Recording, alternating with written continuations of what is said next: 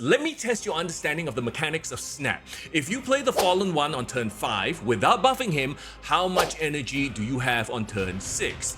Leave your answer in the comments before we get to it. But first, who is the Fallen One? Your first one's always special, right? Well, for Galactus, it was the Fallen One. And unlike Galactus's future heralds, the Fallen One was infused with dark energy instead of the power cosmic. Created to be Galactus's herald, the Fallen One turned out to be incredibly cruel and insane to the point where even Galactus considered him a threat. So Galactus ultimately imprisoned the Fallen One. He managed to escape though and repeatedly attacked Galactus. He never succeeded in beating his boss though, was mentally enslaved by Thanos at one point, making him a herald of Thanos, who ultimately was destroyed by the gods Tenebris and Aegis. In Marvel Snap, the Fallen One is a 5/5 with the ability, on reveal, set your max energy equal to this card's power. Yo, there's one card that when you combo with him will give you 13 energy on turn 6. Do you know who I'm talking about? Gentle reminder first though, in Snap, every turn you gain 1 max energy. So if you play Fallen One on turn 5 without buffing him, you set your max energy to 5. So when you start turn 6, you get +1 energy. So that's 6 energy on turn 6, meaning you messed up playing a vanilla 5/5.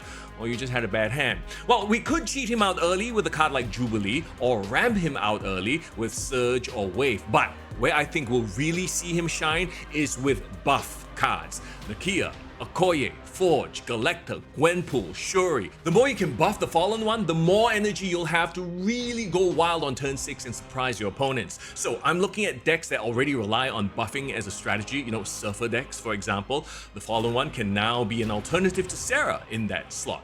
Or run both. How about Namora decks, who often want to buff singular cards and drop big surprise plays on the final turn? And those decks always have this one card, the synergy that will give you a ton of energy on the final turn and help you play mind games with your opponent as well.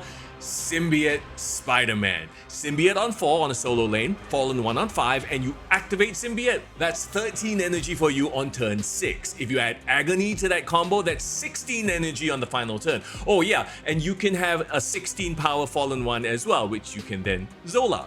Of course, if you don't draw your Fallen One, you can still combo Symbiote with Frankie Ray, Lasher, Black Panther, Galactus, all staple synergies in the Namora decks.